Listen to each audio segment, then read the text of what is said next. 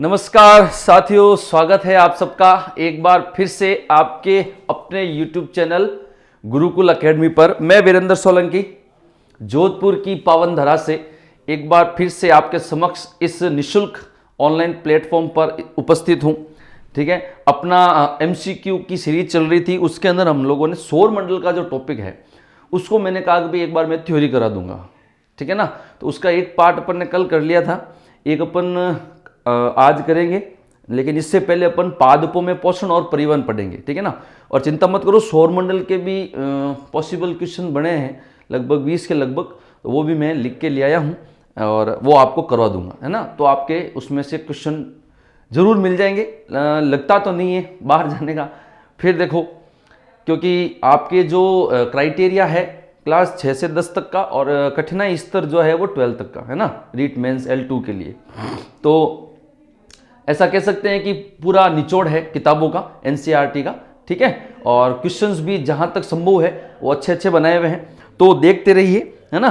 और एक बार शेयर जरूर कर दिए सब लोग, है ना। शेयर नहीं कर रहे आप लोग, है ना, पैसे थोड़ी लगते हैं, करो शेयर। ठीक है, तो चलते हैं। आज का अपना जो टॉपिक है वो है पादपों में पोषण और परिवहन।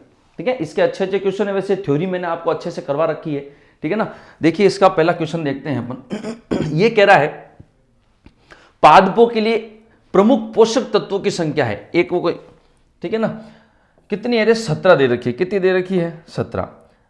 ठीक है, अब ये मैं क्या है कि यहीं पे इस बार लिख के थोड़ा करके ले आया हूं, ताकि टेलीग्राम पे आप लोगों को, वैसे भी कह रहे हैं भाई टेलीग्राम पे हम लोगों को आंसर सहित PDF दो, तो इस बार इसी में। ठीक है, तो देखते हैं, लाइट वगैरह सही है, चलिए। तो पादपों के लिए प्रमुख पोषक तत्वों की संख्या पूछिए अपने को, 17 है। कितनी है? 17 है। ठीक है, एक बात ध्यान रखना, एक तो पोषक तत्व होते रहे वृहद मात्रिक। कैसे होते हैं? वृहद मात्रिक। ठीक है ना, और एक होते रहे सूक्ष्म मात्रिक। कैसे होते हैं? सूक्ष्म मात्रिक। ठीक है ना, वृहद मात्रिक के अंदर भी एक तो आता प्राथमिक, एक आता है द्वितीयक, है ना। और सूक्ष्म मात्रिक के अंदर बाकी जो बचे हुए हैं, ठीक है ना, 8 इसके अंदर है, 9 इसके अंदर, टोटल 17 है। वैसे जनरली मतलब पहले तो इतने तत्व थे 16। ठीक है ना, अभी एक नया तत्व जुड़ा है निकल का।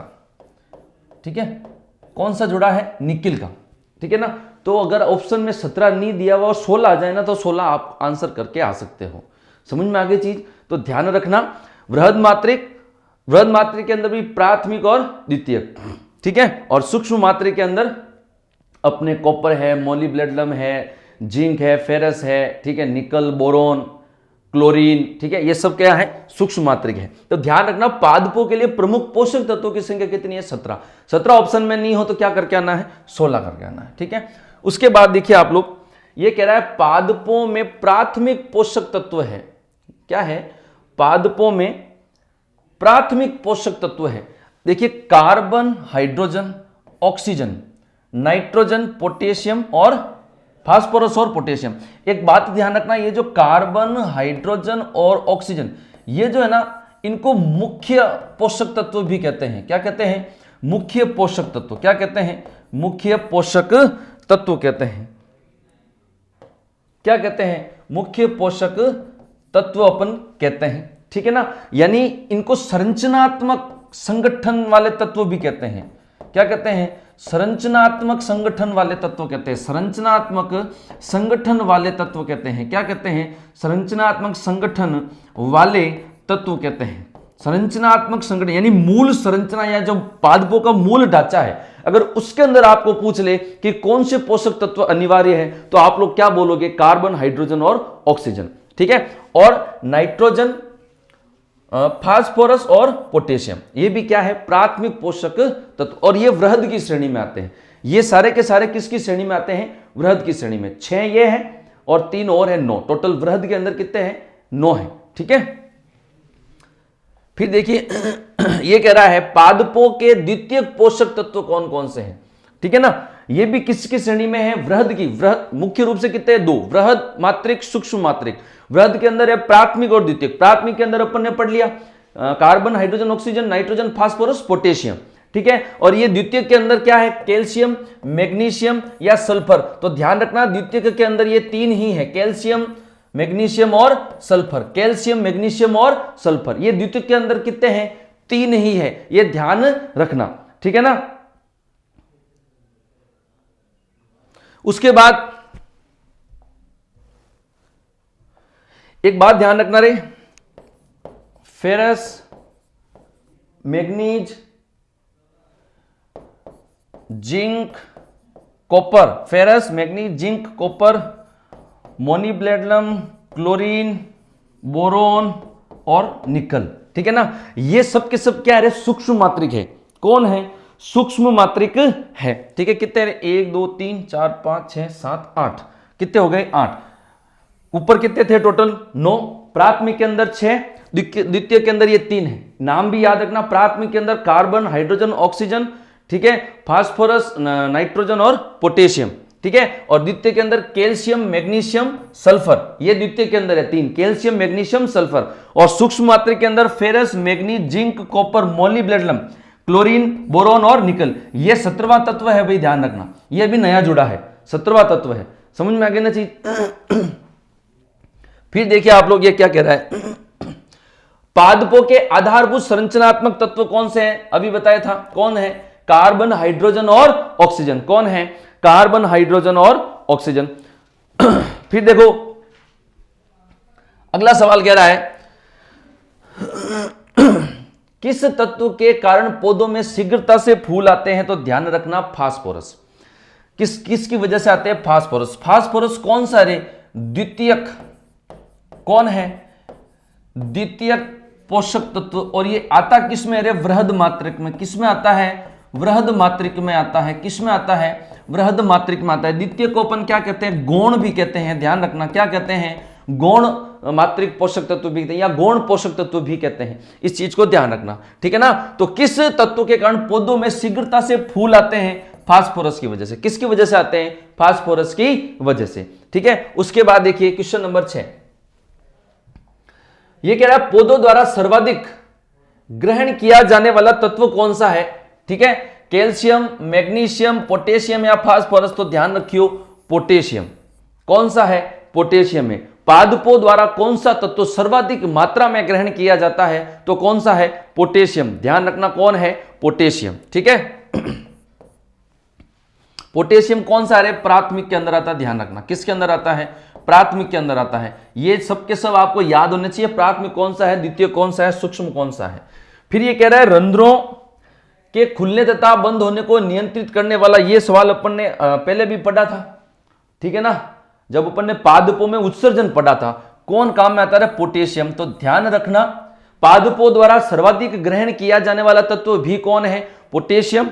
और रंध्रों की जो द्वार कोशिकाएं हैं उनको खोलने तथा बंद करने का काम भी कौन करता है, पोटेशियम करता है। कौन करता है, पोटेशियम करता है, ठीक है। फिर देखिए क्लोरोफिल का प्रमुख तत्व है, पढ़ चुके हैं अपन। क्लोरोफिल का प्रमुख तत्व कौन है, ठीक है, कैल्शियम, सल्फर, मैग्नीशियम, नाइट्रोजन। ये अपन पढ़ चुके हैं कि मैग्नीशियम ही क्लोरोफिल का प्रमुख तत्व है, ठीक है। क्लोरोफिल के अंदर मुख्य तत्व कौन पाया जाता है, मैग्नीशियम पाया जाता है। अपन ने क्लोरोफिल ए, क्लोरोफिल बी के फॉर्मूलाज भी पढ़ेंगे, सवाल यहां पे भी डाले मैंने।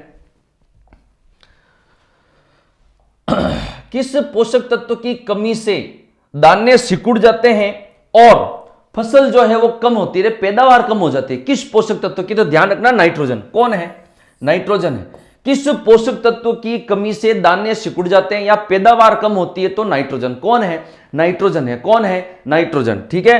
नाइट्रोजन की कमी से पैदावार कम होती है, दाने सिकुड़ जाते हैं, ठीक है। फिर ये कह रहा है कि किस पौधे को की ऑफ लाइफ कहते हैं। किस पौधे को की ऑफ लाइफ। की ऑफ लाइफ का मतलब उस तत्व की कमी से, या मान लो पादप के अंदर वो तत्व है ही नहीं, ठीक है ना, तो वो पादप अपना जीवन चक्र पूर्ण नहीं कर पाएगा। समझ में आई। कौन है, फास्फोरस। इसको क्या कहते हैं, की ऑफ लाइफ। पादपों का की ऑफ लाइफ कहते हैं। क्या कहते हैं, की ऑफ लाइफ कहते हैं, ठीक है। फिर क्वेश्चन नंबर अगला 11वां देखो, ये कहता है कि किस तत्व की कमी से पौधे बोने रह जाते हैं, तो कौन है, ध्यान रखना फास्फोरस। दोनों सवाल अच्छे हैं, इंपॉर्टेंट है। पिछला सवाल भी ध्यान रखना अच्छा है। यह कह रहा है किस तत्व को पौधे की ऑफ लाइफ कहते हैं, तो फास्फोरस। की ऑफ लाइफ भी फास्फोरस। और किस तत्व की कमी से पौधे बौने रह जाते हैं, तो भी कौन है, फास्फोरस। दोनों के दोनों सवाल अच्छे से ध्यान रखना। की ऑफ लाइफ फास्फोरस। किसकी कमी से पादप बौने रह जाते हैं, तो फास्फोरस। किसकी कमी से फसल उत्पादन कम होता है, तो नाइट्रोजन। ठीक है। अगला क्वेश्चन देखिए, कौन से पादप कीटों से नाइट्रोजन की आपूर्ति करते हैं। ठीक है, कौन से करते रहे। देखिए मैंने आपको जब थ्योरी लिखवाई थी तब बताया था, जो कीट भक्षी पादप होते हैं वो दलदली क्षेत्र के अंदर पाए जाते हैं, और वहां दलदली क्षेत्र की भूमि के अंदर नाइट्रोजन क्या होती है, बिल्कुल थोड़ी कम मात्रा में होती है। तो पादपों के लिए प्रमुख पोषक तत्व है नाइट्रोजन, वृहद मात्रिक के अंदर, वो भी प्राथमिक के अंदर। ठीक है ना, उसकी जरूरत तो पड़ेगी, तो अब कहां से पूर्ति करें। ठीक है, तो क्या करते हैं, ये कीटों को खाते हैं। कीटों के अंदर क्या होता है, नाइट्रोजन भरपूर होता है, तो वहां से ये नाइट्रोजन की आपूर्ति करते हैं। ठीक है, कौन है रे, कीट भक्षी पादप कौन है, ड्रोसेरा, डायोनिया, घटपर्णी वगैरह। ये देखो, निम्न में से कीट भक्षी पादप कौन है भाई, तो ड्रोसेरा है, डायोनिया है, यूट्रिकुलेरिया और घटपर्णी पादप। ठीक है, ड्रोसेरा, डायोनिया, यूट्रिकुलेरिया और घटपर्णी पादप। ठीक है, नाम याद रखना भाई। 5 ही नाम है, 4 ही, इनमें से मान लो कोई पूछ ले निम्न में से है कि नहीं है। ये कह रहा पादपों में कार्बोहाइड्रेट का निर्माण कैसे होता है। ध्यान रखना, पादपों में कार्बोहाइड्रेट का निर्माण कैसे होता है, तो अगर अभिक्रिया पूछे तो सीधा सा क्या कहोगे, अपचयन। क्या कहोगे, अपचयन। अपचयन में भी किसका अपचयन, तो CO2 का अपचयन। ध्यान रखना, किसका अपचयन, CO2 का अपचयन। पादपों में कार्बोहाइड्रेट का निर्माण कैसे होता है, तो CO2 के अपचयन से। अगर पूछ ले कि पादपों में यह पता लगाना है कि प्रकाश संश्लेषण की प्रक्रिया संपूर्ण हो चुकी है, तो अपन पत्तियों में किसकी जांच करेंगे, स्टार्च की। किसकी, स्टार्च की, यानी स्टार्च या मंड अगर बन चुका है, लास्ट उत्पाद, लास्ट प्रोडक्ट, यानी प्रकाश संश्लेषण खत्म हो चुकी है। ठीक है ना। फिर प्रकाश संश्लेषण की क्रिया में आवश्यक तत्व नहीं है, यह भी बता चुका हूं। ठीक है, अभिक्रिया 6CO2 12H2O है ना, तो उसके अंदर ऑक्सीजन नहीं था रे, प्रकाश था, क्लोरोफिल था, कार्बन डाइऑक्साइड था, पानी था। ठीक है ना, वहां पे कौन नहीं था, ऑक्सीजन नहीं था। कौन नहीं था, ऑक्सीजन। ऑक्सीजन तो बनती है प्रकाश संश्लेषण में, जरूरत नहीं पड़ती। जरूरत का मतलब क्या, कौन कौन से जो एलिमेंट्स है वो प्रकाश संश्लेषण के लिए जरूरी है। अब प्रोडक्ट कुछ भी बनाना, अपने को क्या है, अपने को क्या पूछा है कि कौन सा तत्व आवश्यक नहीं है, तो कार्बन डाइऑक्साइड चाहिए, H2O भी चाहिए, क्लोरोफिल भी चाहिए। ठीक है, ग्लूकोज बनता है, ऑक्सीजन बनती है, पानी बनता है जो रंध्रों के द्वारा बाहर चला जाता है। ठीक है ना, और जब मान लो सर्दियों का मौसम है और पानी अत्यधिक इकट्ठा हो जाता है, तो पत्तियों के बाहर बूंदों के रूप में आता है, उसको बिंदु स्राव कहते हैं, है ना। फिर देखिए, प्रकाश संश्लेषण में CO2 के कितने अणु बनते हैं, 6 अणु बनते हैं। कितने अणु बनते हैं, 6। ठीक है, छोटी सी अभिक्रिया है, आपको बता चुका हूं 2-3 बार, है ना। 6 अणु CO2 के बनते हैं।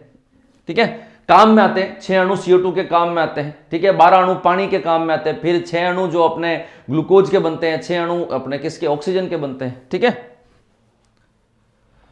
फिर देखिए, किन पादपों में रात्रि में प्रकाश संश्लेषण का मध्यस्थ उत्पाद बनता है। तो आपको बताया था कि जो मरुस्थलीय पादप होते हैं, ठीक है ना, वो प्रकाश संश्लेषण की क्रिया 2 चरणों में संपन्न करते हैं। रात में क्या करते हैं, उनके तने में ना, उनके तनों के अंदर क्या होता है कि एक मध्यवर्ती उत्पाद बनता है रात में ही।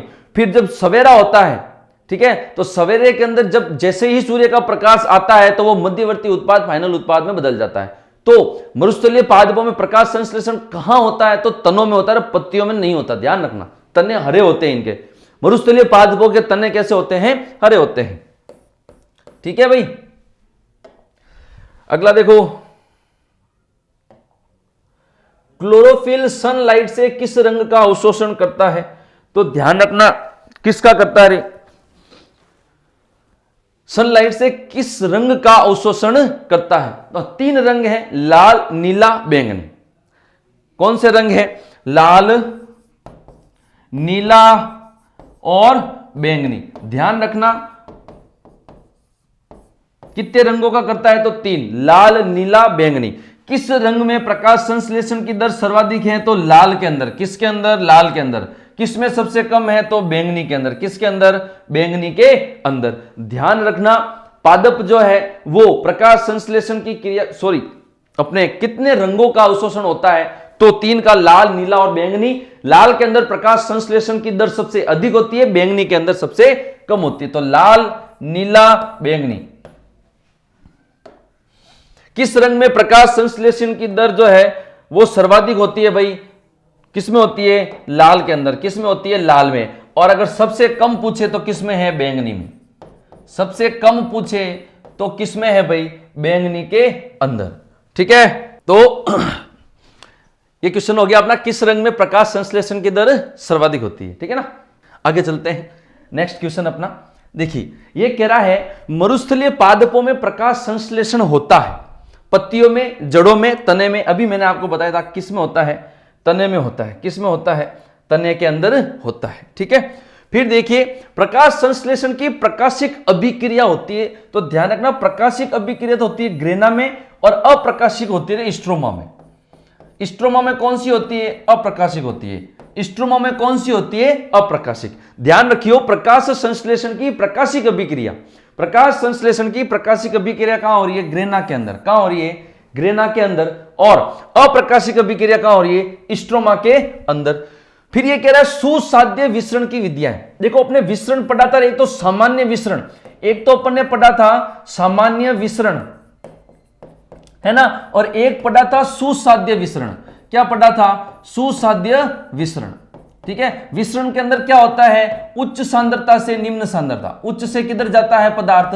निम्न की ओर। ठीक है, तो जो सामान्य विसरण है उसके अंदर एटीपी का ह्रास नहीं होता, यानी ऊर्जा का ह्रास नहीं होता, और जो छोटे अणु हैं उनका विसरण हो जाता है। लेकिन सुसाध्य विसरण, इसमें भी एटीपी का ह्रास तो इसमें भी नहीं होता, लेकिन इसमें प्रोटीन्स की मदद से क्या होता है? विसरण होता है। किसकी मदद से?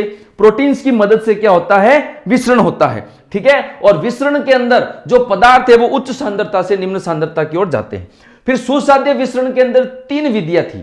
पहली विधि क्या है? यूनिपोर्ट। यूनिपोर्ट के अंदर क्या है कि जो अणु है वो स्वतंत्र रूप से अकेला कोशिका की झिल्ली को पार करता है तो यूनिपोर्ट। अगर 2 अणु एक ही दिशा में कोशिका की झिल्ली को पार करते हैं तो सिम्पोर्ट।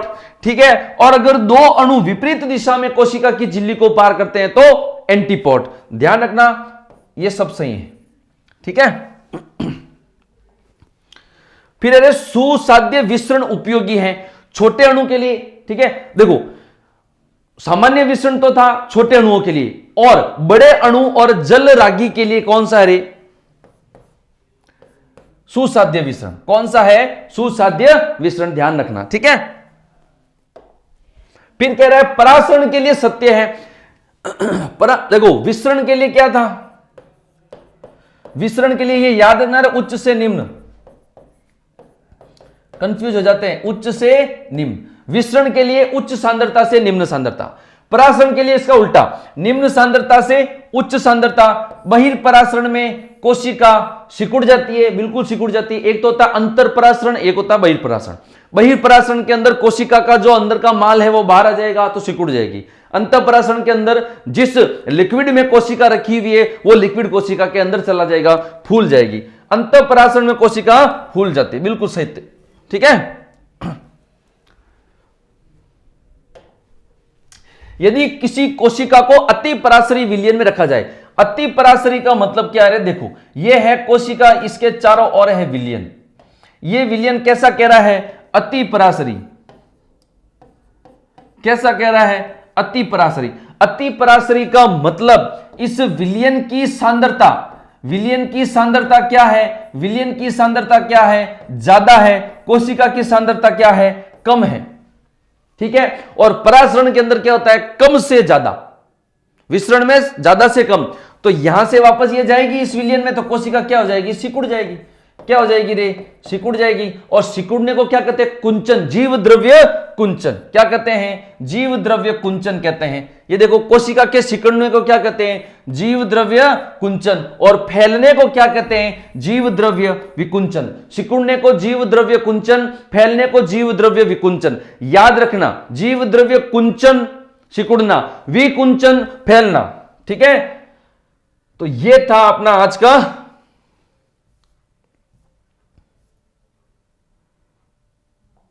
मैटर। ठीक है, पादपों में पोषण, नियंत्रण और समन्वय। ठीक है, पॉसिबल क्वेश्चन ढंग के इतने ही बनते हैं। ठीक है, इनको अच्छे से याद कर लेना, अच्छे से ध्यान दे देना और थ्योरी पढ़ लेना एक बार। ठीक है, अब अपने बहुत कम मैटर बचा है फिजिक्स के अंदर, तो ओनली शायद ध्वनि ही बचा है। उसके बाद अपने और बायो के अपन 2 टॉपिक अपने करे भी नहीं, एक तो रोग और सजीवों में पोषण या विटामिन वगैरह है ना, तो अपन उनके भी अच्छे से एक बार नोट्स बना के और क्लास एक बार देखेंगे, रिकॉर्ड कर लेंगे, उसके बाद सवाल कर लेंगे। ठीक है ना, वैसे रोग वाली तो डायरेक्ट क्वेश्चन ही करेंगे क्योंकि उसमें थ्योरी का कोई मतलब है नहीं। 2 या 3 सारणी बना लेंगे। ठीक है, सारणी बोले तो जैसे कि अपन विषाणु से होने वाले रोग, जीवाणु से, आनुवांशिक रोग, इनकी सारणियां बना लेंगे। ठीक है, हर सारणी को कंप्लीट करके और फिर उनके वो लक्षण वगैरह वहीं से सवाल पूछे जाते हैं। ठीक है ना, तो पढ़ते रहिए, अच्छी तैयारी कीजिए और सपोर्ट कीजिए। ठीक है, आपके लिए मेहनत की जा रही है, तो इसको शेयर कीजिए चैनल को और ज्यादा से ज्यादा सब्सक्राइब करें। अगर कोई समस्या है तो कमेंट सेक्शन में जरूर लिखें। मान लो किसी टॉपिक के अंदर समस्या है, वैसे अपने 2-4 दिन में ये खत्म हो जाएगा। उसके बाद मैंने 25 तारीख तक आप लोगों की जो समस्याएं हैं आप कमेंट बॉक्स में लिखो, अगले दिन उसका निवारण यहां पे किया जाएगा। ठीक है, तो मिलते हैं नेक्स्ट क्लास में। टेलीग्राम भी ज्वाइन कर लेना भाई। ठीक है ना, जय हिंद, जय भारत।